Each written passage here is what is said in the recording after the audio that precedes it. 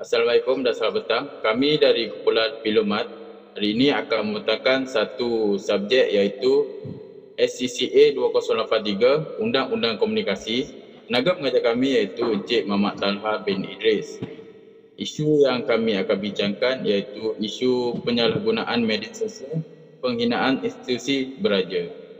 Sebelum itu, saya akan memperkenalkan ahli kumpulan kami iaitu terdiri daripada Muhammad Hamzah bin Ismail 257506, Muhammad Faizuddin bin Muhammad Noh 257418, Muhammad Syariwandi bin Awang 258411, Daeng Abdullah bin Daeng Abdul Rahim 258400 dan seterusnya Muhammad Amiruddin Shah bin Hamis 258240. Untuk penerangan dengan lebih detail lagi, saya akan serahkan kepada kawan saya. Terima kasih. Terima kasih diucapkan kepada rakan.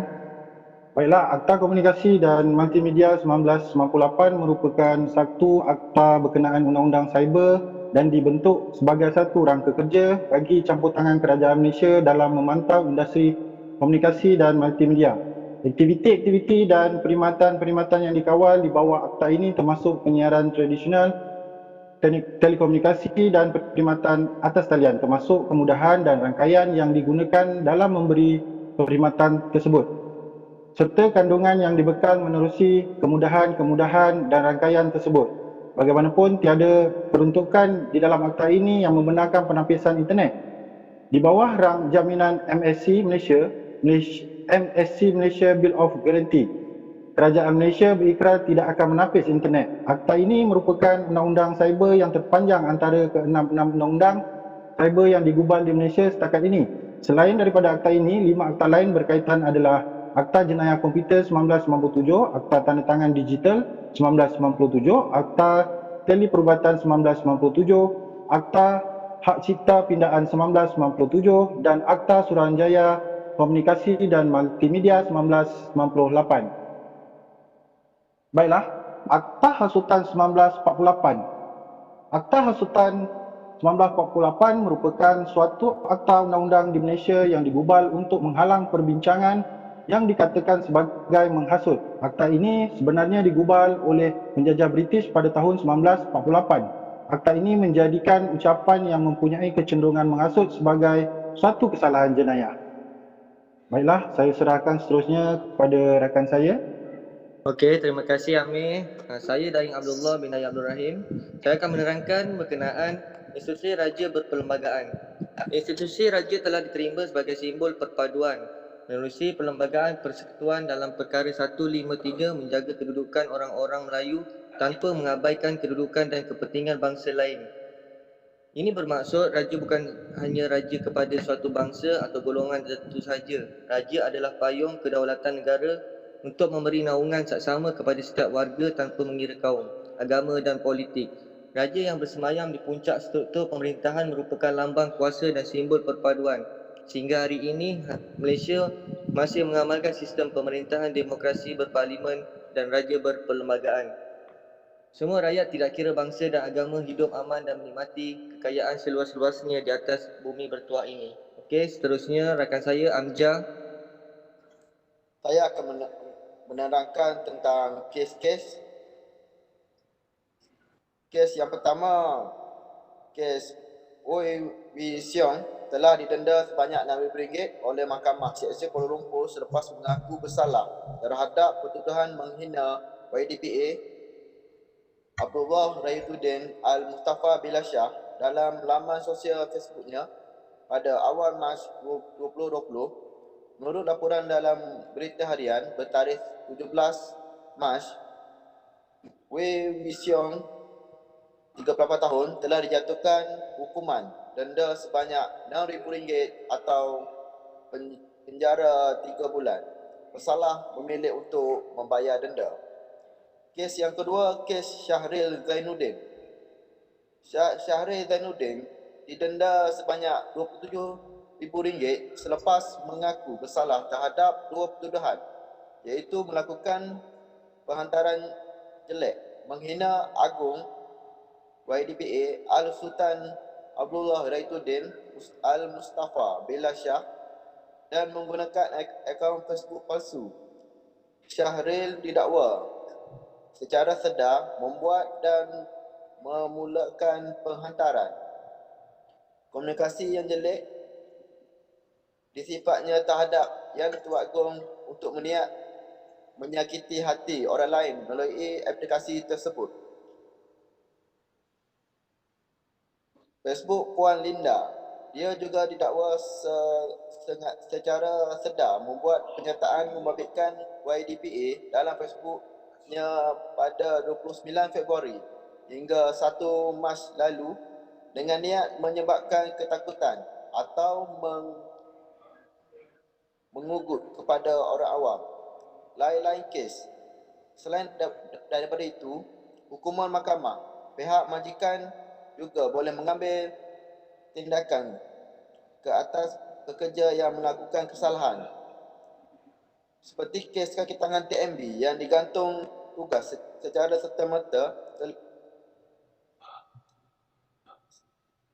mengundang kemarahan netizen apabila dia bersama seorang lagi pemilik akaun dijai suaminya menulis komen yang berbau menghina YDPA. Seterusnya saya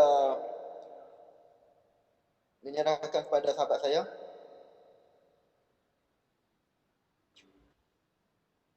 Ya, Assalamualaikum. Di sini kita akan memberikan cadangan bagaimana undang-undang dalam komunikasi dapat menangani permasalahan yang berkaitan. Jadi, di sini kami sediakan 5 cadangan. Yang pertama, menerapkan subjek undang-undang komunikasi dalam subjek teras sekolah. Okay, seperti mana kita maklum, tiada mata pelajaran yang berkait undang-undang komunikasi khususnya di peringkat sekolah rendah dan menengah.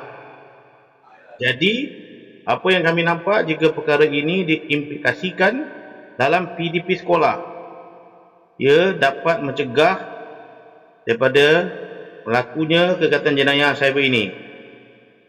Yang kedua, kempen cinta dan memahami prinsip sebenar 5 rukun negara. Yang kedua, kempen adalah satu medium yang baik untuk menarik perhatian orang ramai, dan saya percaya sebagai warga negara Malaysia, kita semua maklum akan 5 prinsip rukun negara. Cuma masalahnya sekarang ni, kita benar-benar faham ke? Cuba fikir. Saya boleh katakan segelintir mereka, khususnya penggunaan medium-medium multimedia, tidak tahu konsep sebenar rukun iman. Dan kerana itulah wujudnya kesalahan menghina yang di-Pertuan Agong dalam platform media. Yang ketiga, cadangan yang ketiga, kawalan dan tapisan media.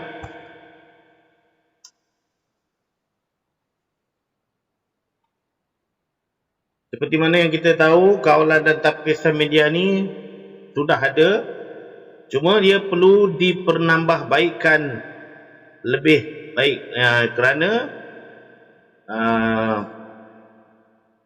sistem, kerana komunikasi yang ada kini agak canggih. Okay. Dan yang keempat, pendedahan pada tindakan mandatori bagi kesalahan menghina institusi diraja. Okey, kesalahan dengan menghina yang di-Pertuan Agong tidak wajar sebenarnya, kerana kita ni selaku rakyat Malaysia. Justru itu, kami cadangkan kesalahan mandatori itu diberikan tiada rayuan maupun denda. Okey, yang terakhir, cadangan yang terakhir iaitu peraturan dan perundangan harus diperketatkan bagi melindungi institusi diraja. Kami juga berharap akan ada penambahbaikan dalam peraturan dan perundangan bagi melindungi institusi diraja. Kami, rakyat Malaysia, sayang kepada raja dan permaisuri kami. Benar kata bijak pandai, raja adalah payung negara dan merupakan role model yang patut kita jadikan teladan. Seterusnya, saya serahkan kepada rakan saya untuk membuat kesimpulan. Silakan. Okey, baik. Secara kesimpulannya ialah menghina institusi diraja adalah tidak melambangkan identiti bangsa. Seterusnya, menghina, menghasut dan memfitnah memberi impak buruk terhadap keselamatan dan kesejahteraan negara. Kebebasan bersuara pengguna media sosial tetap tertakluk pada Undang-Undang Komunikasi dan Multimedia. Sekian sahaja pembentangan dari kumpulan kami. Sekian, terima kasih.